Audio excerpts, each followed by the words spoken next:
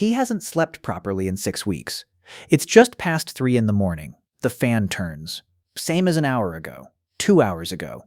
Emma is asleep next to him, breathing steady. She looks peaceful. He doesn't. He's running the same numbers in his head, not out loud. Never out loud. Just the way they loop, silently, every night, the moment the room goes dark. $20,000, 36% interest, $3,500 a month coming in. And the math never works out. Last week, Emma mentioned a trip. Nothing big, a long weekend, maybe $800 total. He said he'd look into it. He didn't. The card was maxed. She didn't push, but she noticed. She always notices. And the silence between them has been getting heavier in a way neither of them is naming yet. And the question that's been hollowing him out for months rises back up. How did I get here? He works, he shows up, he doesn't drink, doesn't gamble. He makes $3,500 a month. That's not nothing. And yet, $20,000 in debt at 36% interest, 3 months behind, completely lost. He doesn't understand it. That's the part nobody talks about. Not just the money, the confusion. The feeling that you did everything more or less right and still ended up here. If that 3 a.m. feeling is familiar, this video is for you. Not just the financial steps, the full picture. How it happens, how it keeps happening, and exactly what to do. Let's start at the beginning. Meet Marcus. 29, mid-sized city, works logistics full-time. Takes home $3,500 a month, around $42K before taxes. That's a real income, enough to live on in most American cities. So how does a guy like that end up $20,000 in debt at 36% interest? It didn't happen in one bad decision. It happened in about 50 small ones, spread over 5 years, none of which felt like a disaster at the time.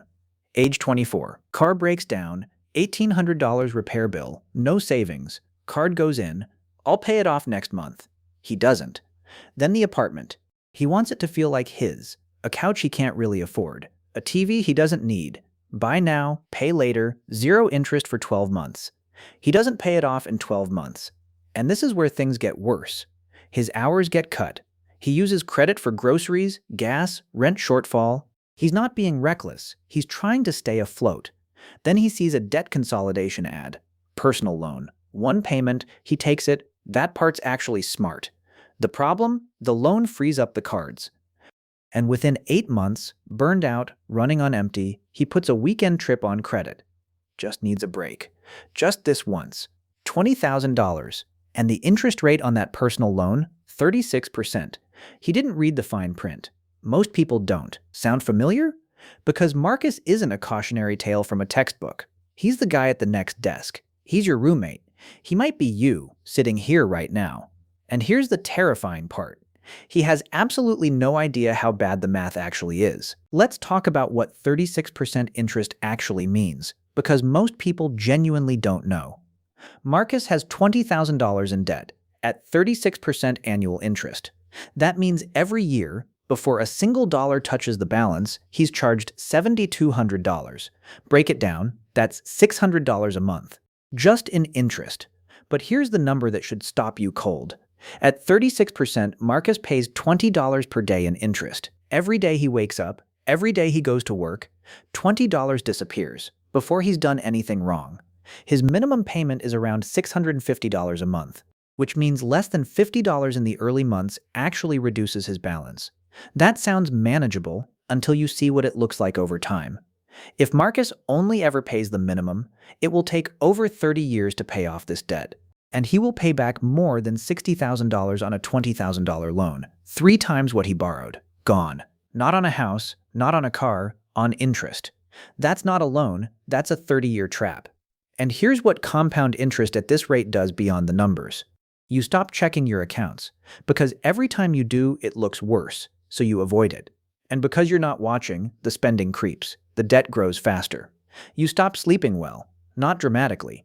Just that low background hum of dread that arrives the moment the room goes quiet, the kind Marcus feels every night. Your relationship starts feeling the pressure, not because money is everything, but because secrets are heavy, because shame makes you short-tempered and distant, because Emma keeps noticing things he can't explain. 36% interest doesn't just cost money, it costs sleep, presence, honesty, trust. So, what does Marcus actually do about it? It happens on a random Tuesday, lunch break, sad granola bar, cold coffee.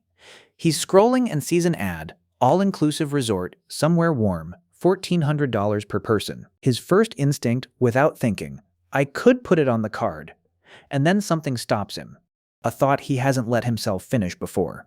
I've been saying that for 5 years. He closes the ad, opens his banking app, something he hasn't done in 2 weeks. And for the first time, he doesn't just glance. He sits with the numbers, opens every account, adds it all up, looks up the rates, does the math. Then Marcus sees something terrifying. He's been paying $650 a month for 8 months. That's $5,200, and his balance has barely moved. He stares at the screen for a long time. I cannot earn my way out of this without changing how I manage money. That sentence, that's the one, not a windfall, not a raise, not a side hustle that solves everything overnight. Just the honest, uncomfortable truth. The behavior has to change first. So that's where we start. Real plan, not motivation. Actual numbers. Here's what Marcus does, and what anyone in this situation can do. Step 1. Stop the bleeding. Before anything else, no new debt. Full stop. Cut the cards out of the wallet. Freeze them in a block of ice if you have to. That sounds like a joke, but the physical friction is real and it works. You can't drain a bathtub with the tap still running. Step 2. Build the survival budget. Not a perfect budget, a survival budget. Marcus has $3,500 a month. Fixed costs. Rent $1,100, car $280, insurance $140, utilities $120, phone $60. Total $1,700.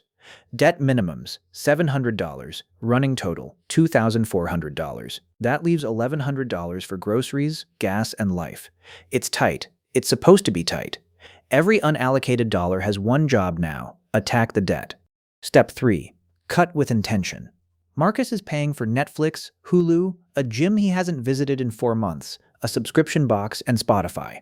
$90 a month. All of it canceled. Temporarily.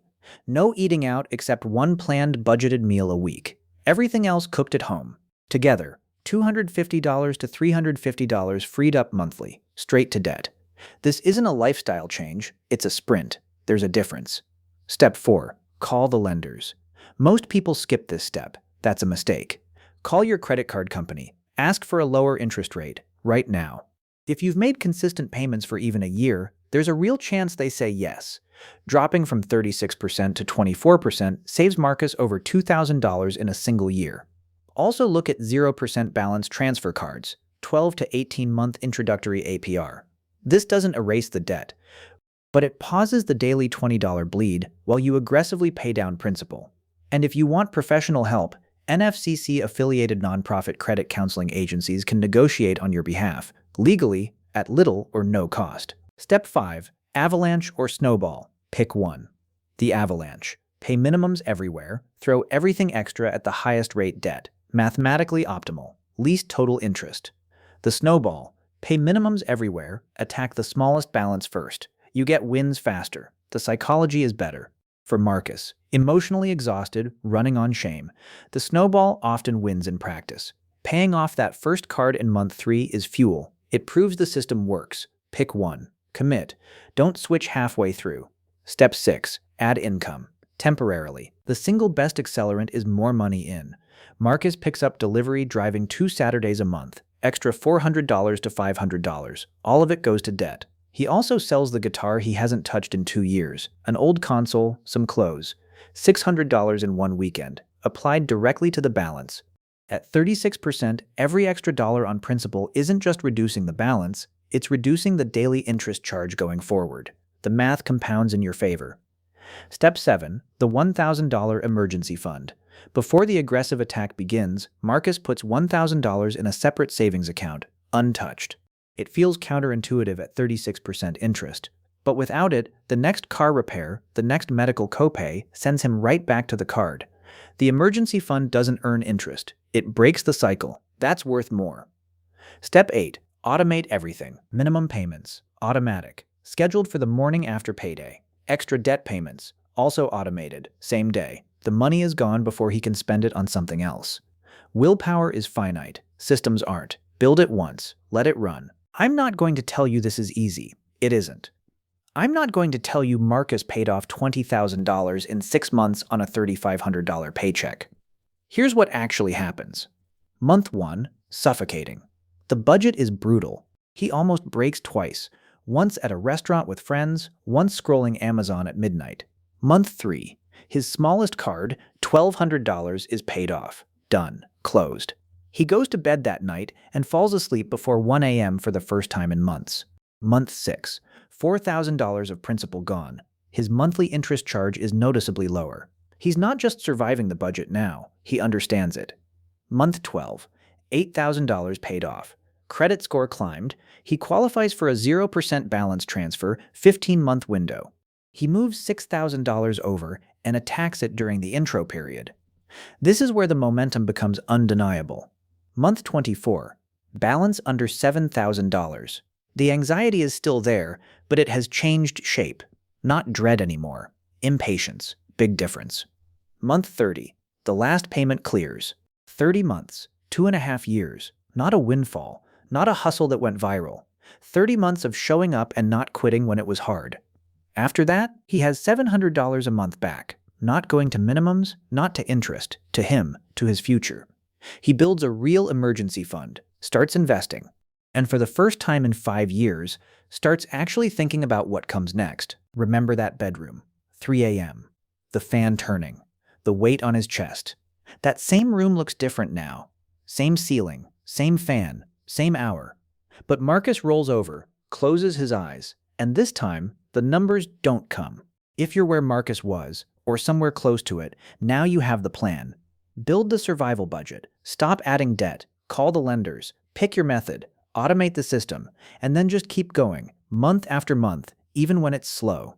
It won't be fast, but one day the room will feel different. If this video helped you, leave a comment, tell me where you are in the process. Please subscribe, and I'll see you in the next one.